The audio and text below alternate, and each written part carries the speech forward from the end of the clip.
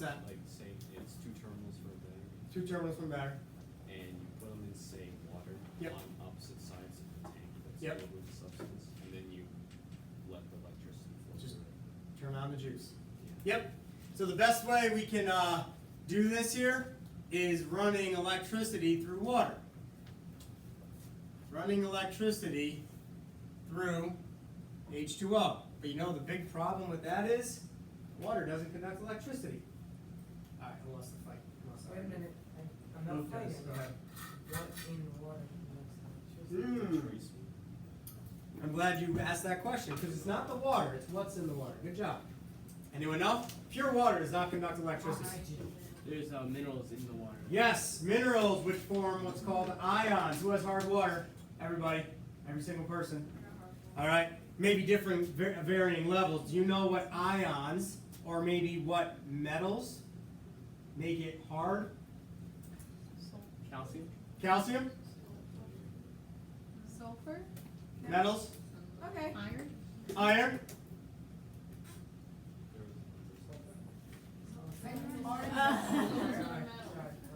This side. Magnesium. Calcium, magnesium, iron are the three big ones that make it hard. Water softeners take those ions out. So, yes, sir. Can we drink distilled water? Is that Yeah, like- sure. Yeah, But so it's interesting because plastic or bottled water is terrible for the environment and for you. Not just the waste you're creating, but microplastics go in the water. So that's cool. I'm going to get to your answer here. We don't drink out of bottled water for a plethora of reasons, but we have a filter. It's called a Berkey water filter. It's this big. Anyone ever hear of it? I think you've told us. Yeah, maybe. I talk a lot, so I don't know. So I got the bottom is what you drink from. The top has the filter. So you pour the water in, it filters through, and then you have like a little You have spigot. that in the back room, don't you? No, No, wait, you don't? that's the distiller. Oh, okay. So no, this is something that sits on the counter in my kitchen. You pour water through. There's 4 carbon filters that filter the water. It comes down, and then you do that. Okay, so you drink the water. So the reason I'm explaining that is I was wondering, okay, is it taking out literally everything from the water, so I'm drinking just pure water? Because that's actually not as good for you. You need some subtle amounts or small amounts of sodium ions, Na+, K+, potassium ion. You need some of these ions are good for you. So it's interesting, the filters in this filter, they only selectively filter the bad stuff and the good stuff goes through, which is impressive to me because I don't quite fully get it, even from a chemistry perspective. I can appreciate it and understand, sure, someone can figure that out. So you can, here's the long-winded answer. You can just drink distilled water, but you're not getting anything out of it except water. So there are other ions that are good. But the ones that make it hard, those get deposited. So you guys saw that brown stuff in that glass container that I was pouring vinegar in. Some of you saw it. That's calcium carbonate mostly. That's how calcium ions precipitate when you distill the water. Anyways, those ions is why you can run electricity through water. So when you take a shower or bath, if that's your thing, I don't know. All right, you don't want anything electrical near there because you can get shocked. You could die, right, of electrocution. Why? Not because of the water, because of the ions in it. So if you take tap water, you can maybe do this. But there's actually a better way to do this, and I'll show you down the road at the end of the year. I'll show you a simplified version soon. Down the road, I'll show you this thing called the Hoffman apparatus. And what you do, write this down, you take H2O, you put a little bit of sulfuric acid in it, H2SO4, the same stuff you pour down the sugar. The acids provide ions. They have a lot of H+ ions. So these ions conduct electricity very well. So when you run electricity through this, so I put ELEC on the bottom, meaning electricity, and then sulfuric acid. So we're going to put these together in the water, and what you're going to get is bubbles. And in the bubbles, you're going to get hydrogen gas in one set of bubbles at one electrode that Paul was talking about, one terminal. At the other terminal, you're going to get oxygen. And the cool thing about the Hoffman apparatus is when you collect the gases, you have twice as much of one gas. And that's how you know which one it is. So I know I'm saying a lot. I know it. Let me recap.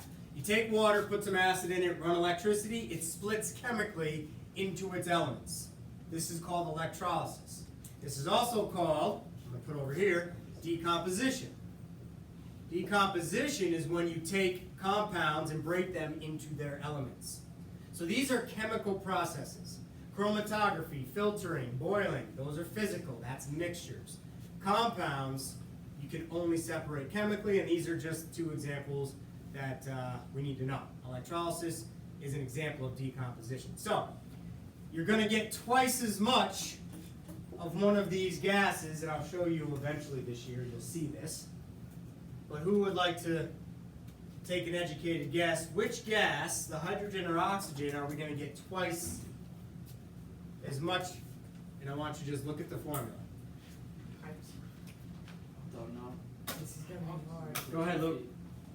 I think we're gonna get twice as much hydrogen. Very good. Why? Because No, actually, you said two again. But it's It's all right. H2. Go ahead. it's H2. Right, so you have 1 O. So for every 1 molecule of water, you have 1 atom of oxygen, 2 of hydrogen, right? And if we balance this equation, it actually looks like that. So you get twice as much.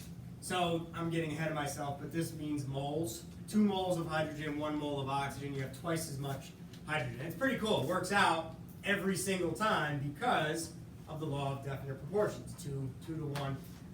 So anyways, that's electrolysis. I will show you this, and all you're going to look for is bubbles. So I'm just going to send electricity through water, and it's going to bubble, and that's going to be it.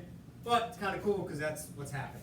All right. So you're separating water electrically or chemically using electricity. All right. So that's electrolysis. All right. So we did the physical, we did the chemical, and we are done with physically and chemically separating things. All right. Good. Okay. How's my chromatography doing here? It's leaking through. It's leaking through. What Well, does that mean? okay, I kind of meant like, yeah, Leaking the through colors the are test moving. tubes? The red's doing the best. Yeah, the Red's red- doing. I really like the colors Is it a of blue. competition here? Yeah, Kind It of, is? yeah. I got bored, so I made a competition. All right. Here we go. The black's brown. There's Yeah, the it blue. looks weird. It's like orange. You guys see it? Everybody see it? Do I have to walk around? Everyone's good? I got it. Okay, there's the blue. Well, yeah, you're up the front here. Here's the red. Oh, it just Found on the- Everybody got the red? Sarah? yeah. Yeah. Here's the red. And we'll leave these here for Katie tomorrow, so if you want to come up and get a closer look. Why did And there's the black. That's cool. Now, if you were to guess which one is definitely a mixture and which one may not be a mixture. The black's a mixture. Black's definitely a mixture. Why? Because it has More than multiple parts, multiple colors. So's the blue. Okay? So the blue has how many colors? Two. Two. 2. Purple and blue. What Blue. about the red? It's one color. Is it because it's a prime? Oh wait, no, blue's also. So it's blue, yeah. So, Okay, it could've been yeah, no, that's right, that's good. Connecting the dots there. So the red, we would argue, okay, it's not really a mixture, it's a substance because there's no different phases. It's all the same phase.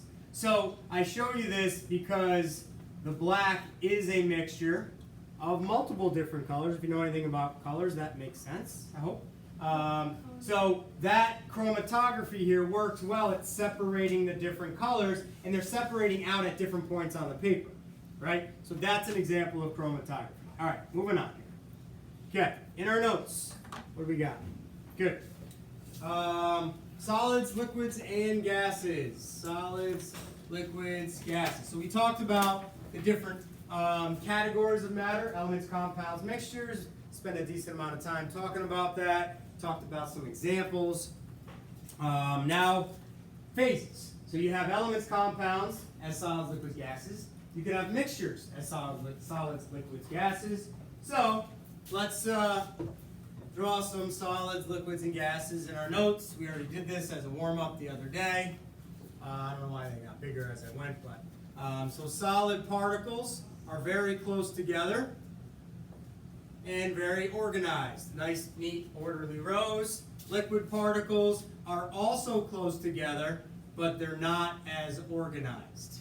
So do the best you can to draw that. All right, so that one's a little more jumbled up than this. Maybe you can do a better job than me as far as showing it less organized. Solids are very organized, very compact. Liquids are fairly compact. The spaces are pretty small, but they're just not organized because the particles are moving now. Solid particles don't move around, they just, anyone know? Vibrate. Solid particles sit there and vibrate. Liquid particles flow. That's the definition of it. They flow, they move around each other.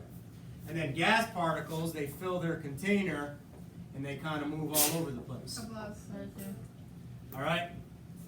Big spaces between the gas particles. They're always moving. I can't show motion there. All right? So just knowing the basic difference between them and how to draw them is important. I'm going to show you a couple things online here. And then that'll probably wrap it up for today. We got 5 minutes. All right, so lights, please.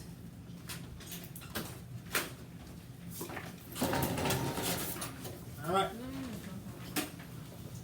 I don't know if you're going to have homework or not. Probably not. I don't think we're going to get through enough, but you will definitely tomorrow. All right, so I'm going to first just show you an image of distillation because you need to be familiar at least with what it looks like. So don't put your notes away, we're not done. You're going to be watching a video and taking notes on it. So this is a setup for distillation. The one I have in the back is very similar. If you take tap water and you heat it up, the vapors will then condense in what's called a condensing tube. See, this condensing tube is cool. Inside there, that white tube, that's got the vapor. Outside of it, the blue stuff is cold water. So cold water is going around the vapor and condensing it because the vapor is hot. It goes in that tube, hot vapor, when it touches, the glass touches cold water on the outside, the vapor on the inside condenses. And then it drips into a flask or another container, and that would be distilled water. So all the sediment would be left here, and then all the distilled water would be here. So really, you're just boiling water, condensing the vapor, and then collecting it. That's it. That's all distillation is. And the solid sediments that stay behind just can't boil. Their boiling point's way too high. So they don't boil, they just sit there and the water will go away. So that's distillation. All right, what else did I want to show you here? So since I opened it up. So this is a great video of how gas particles move. Gas particles move randomly, fairly quickly. I can't find a better video than this. This is what gas, the air in this room is doing. And the hotter it is, the faster they move. So when you think gas, I want you to think this picture. Okay, this is what gas particles are doing, and the temperature of the room or the system depends on or alters how fast they move. But anyways, that's gas particles. So I figured I'd show you since I had it open here. All right. Image of a gas, image of a solid, and the image of my liquid one didn't work, and I didn't have time, so sorry. That's supposed to mean they're just sitting there like shaking, like chihuahuas. I was thinking chihuahuas. Because they just shake. Chihuahuas are weird. Yeah. I was thinking from this book. Okay. Oh no, definitely not a chihuahua. Here we go. Wonder if I this could is see the, you with like a To learn retriever. what the three I love states this of matter guy. are, some examples of each state of Love his matter, accent. the characteristic properties of the three states of matter. Ugh. The three states of matter are solid, liquid, and gas. Let us look at solids. An example of a solid is your computer. The properties of solids depend on how the particles in solids are packed. In a solid, the particles are closely packed in fixed positions and cannot move anywhere. So, I know we're running out of time here, but why don't we at least get this down? So, solids, you can take notes under the picture, or you can just write solids and take your own notes. We're going to do liquids. We'll do the rest of it tomorrow. Closely packed, fixed positions. What does fixed mean? They're, right, like you guys at the desk. You're not moving around, right? So, fixed. They're not moving, but they do vibrate. I want you to write that. I'm not sure if he says that. I forget. I don't watch this stuff in my free time. So I haven't seen this since last year. But yeah, they vibrate. So they're closely packed, fixed positions. That's the big deal. That's the biggest difference between solids and liquids. And they do vibrate. Okay. I guess I'll stop there. Bell's gonna ring those over. So we'll pick up with this tomorrow. I sound like fun. You will have homework due Why? Friday, for sure. I don't like going 2 days in a row without homework. But it's So you get like, Yesterday and today, 2 days. It's nice. Or did we have homework due yesterday? yeah. Yeah, we did. You have to book for it. Due yesterday. Yeah. All right.